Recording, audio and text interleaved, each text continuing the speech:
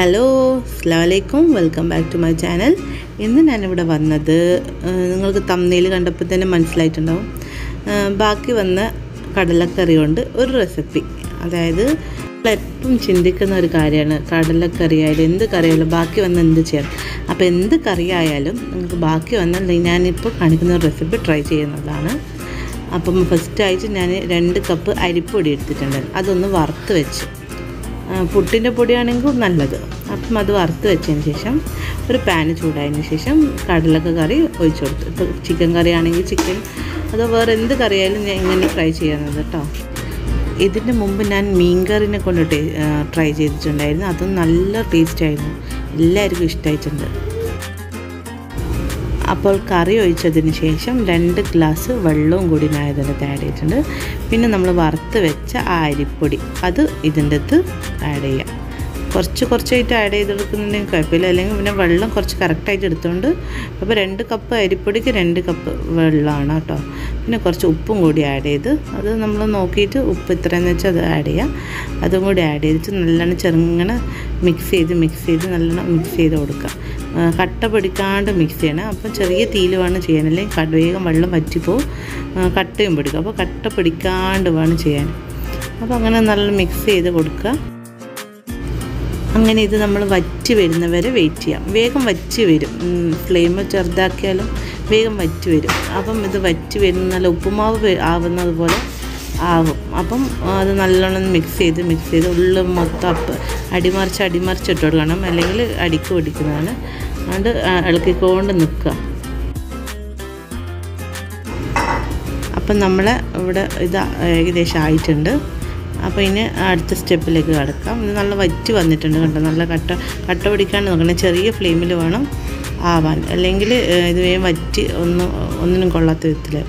അപ്പം അടുത്ത് ഒരു പാനിൽ കുറച്ച് ഓയിൽ ഒഴിച്ച് കൊടുക്കുക, വെളിച്ചെണ്ണ ആയാലും നല്ലത്. അപ്പോൾ അതിന് ശേഷം കുറച്ച് സവാള, അത് നിങ്ങൾക്ക് എത്രയാണ് വേണമെങ്കിൽ സവാള, കുറച്ച് പച്ചമുളകും കൂടി ആഡ് ചെയ്ത് ഒന്ന് ചെറുങ്ങനെ ഫ്രൈ ആയെന്നൊന്ന് കണ്ടാൽ 2 മുട്ട അതും കൂടി പൊട്ടിച്ച് ഇടാം. അപ്പോൾ ഇത് നമുക്ക് തട്ടുകടിയിൽ നിന്നൊക്കെ കിട്ടുന്ന പോലെയാണ്. പക്ഷേ തട്ടുകടിയിൽ നിന്ന് ഇങ്ങനെയല്ല, പുട്ടായാലും വേറെ എന്തായാലും പുട്ട് അങ്ങനെയൊക്കെ ഒന്ന് ഉടച്ചിട്ടാണ് പൊറോട്ട അങ്ങനെയൊക്കെയാണ് കിട്ടുക. പക്ഷേ ഇത് നേരെ അരിപ്പൊടിനെ കൊണ്ടായതുകൊണ്ട് കുറച്ച് വ്യത്യസ്തമായിട്ട് ഞാൻ ചെയ്യുന്നതാണ്. അപ്പോൾ മുട്ടയും കൂടി പൊട്ടിച്ച് നല്ലോണം മിക്സ് ചെയ്ത് കുറച്ച് കുരുമുളക് പൊടിയോ ഉപ്പും കൂടി ആഡ് ചെയ്തിട്ട്, മുട്ടക്ക് കുറച്ച് ഉപ്പ് വേണം, അപ്പോൾ അതുകൊണ്ട് കുറച്ച് ഉപ്പും കൂടി ആഡ് ചെയ്തിട്ട്, അപ്പം ഇത് നല്ലോണം ഇളക്കി നല്ലോണം പൊട്ടിച്ച് നല്ല ചെറിയ പീസാക്കി വെക്കാം. നമ്മളെപ്പം ചിന്തിക്കുന്ന ഒരു കാര്യമാണ് രാവിലെ എന്താ ഭക്ഷണം ഉണ്ടാക്കുക, അതേപോലെ രാത്രിയത്തേക്ക് എന്താക്കുക. അപ്പം അതിന് വേണ്ടിയിട്ടുള്ള എളുപ്പമുള്ളൊരു സൊല്യൂഷനാണിത്.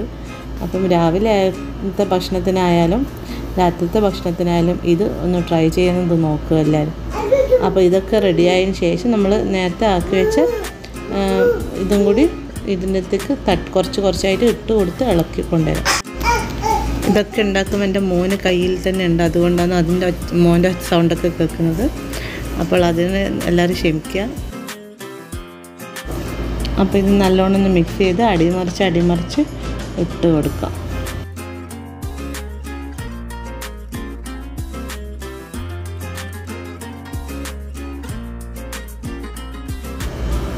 ഇനി ഇതൊക്കെ ഒന്ന് റെഡി ആയതിന് ശേഷം ബാക്കി കുറച്ച് ഞാൻ സവാള വെച്ചിട്ടുണ്ടെങ്കിൽ ആ സവാളയും കുറച്ച് പച്ചമുളകും കൂടി ആഡ് ചെയ്ത് കൊടുക്കാം. അപ്പം നമ്മളെ തട്ടുകട സ്റ്റൈൽ എന്താ എന്ന് പറയാനൊന്നും എനിക്കറിയില്ല, എന്നാലും തട്ടുകട എന്ന് പറയാം. അപ്പം ഇത് ഇവിടെ റെഡി ആയിട്ടുണ്ട്. അപ്പോൾ ഇതിൻ്റെ കൂടെ കഴിക്കാൻ ഞാനിവിടെ കുറച്ച് ഞണ്ട് കിട്ടിയിട്ടുണ്ടായിരുന്നു. അപ്പം ഞണ്ട് റോസ്റ്റാണ് ഉണ്ടാക്കുന്നത്. അപ്പം ഡ്രൈ റോസ്റ്റാണ് ഉണ്ടാക്കുന്നത്. അപ്പം നമുക്കതിലോട്ട് കിടക്കാം. ഞണ്ട് കുറച്ച് വാങ്ങിച്ച് തരിപ്പുണ്ടായിരുന്നു. അപ്പം ഞണ്ട് ഇവിടെ മൊത്തം ക്ലീൻ ചെയ്തിട്ടാണ് കിട്ടുക. അപ്പം ഞാൻ ഇതിൻ്റെ കാലിൻ്റെ അവിടെ കൊത്ത് കൊടുക്കുന്നുണ്ടായിരുന്നു. അപ്പോൾ അല്ലെങ്കിൽ ഭയങ്കര പൊട്ടിക്കാനൊക്കെ പാടുണ്ട്. അപ്പോൾ ചെറുത് കൊത്ത് കൊടുത്തിട്ടുണ്ടായിരുന്നു.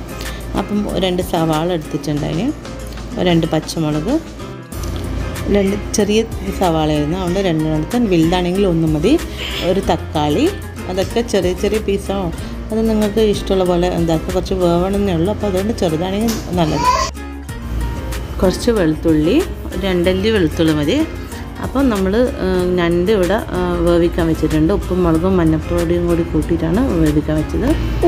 ഇപ്പുറം ഒരു പാനിൽ കുറച്ച് ഓയിൽ വെച്ചിട്ട് പെരുംജീരകം, അതായത് വലിയ ജീരകം ഒന്ന് മൂപ്പിച്ചെടുത്തിട്ടുണ്ട്.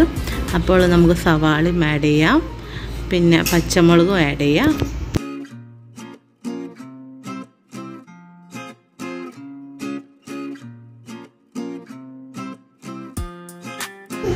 അപ്പോൾ ഇതൊന്ന് വഴണ്ട് വന്നതിന് ശേഷം നമുക്ക് തക്കാളിയും കൂടി ആഡ് ചെയ്യാം. അപ്പോൾ ഇതെല്ലാം കൂടി ഒന്ന് മിക്സ് ചെയ്ത് കുറച്ചൊന്ന് വെന്ത് ഉടയുന്നത് വരെ വെയിറ്റ് ചെയ്യാം. ഇനി നമുക്ക് ഇതിനകത്ത് കുറച്ച് മഞ്ഞൾപ്പൊടി, കുറച്ച് മുളക് പൊടി, കുറച്ച് കുരുമുളക് പൊടി, ഇത് 3 കൂടി ആഡ് ചെയ്തതിന് ശേഷം ഇതെല്ലാം കൂടി ഒന്ന് മിക്സ് ചെയ്യാം. അപ്പോൾ ഇതെല്ലാം ഒന്ന് മിക്സ് ചെയ്തതിന് ശേഷം ഒന്ന് അടച്ച് വേവിക്കാം. ഒരു 5 മിനിറ്റ് അല്ലെങ്കിൽ ഒരു 2 മിനിറ്റ് ഒന്ന് അടച്ച് വെക്കാം. ഇതെല്ലാം കൂടി ഒന്ന് വെന്ത് ഉടയാൻ വേണ്ടിയിട്ടാണ് അങ്ങനെ ചെയ്യാം. അപ്പം ഇതൊന്ന് വെന്ത് നല്ല ഉടഞ്ഞിട്ട് വന്നിട്ടുണ്ട്, വെള്ളമൊന്നും ഇല്ല. അപ്പോൾ ഇതിന് വേണ്ടി കുറച്ച് നമുക്ക് വെള്ളം ഒഴിച്ച് കൊടുക്കാം. എല്ലാം കൂടി ഒന്ന് ഒരു കറി രൂപത്തിൽ വരാൻ വേണ്ടിയിട്ടാണ്.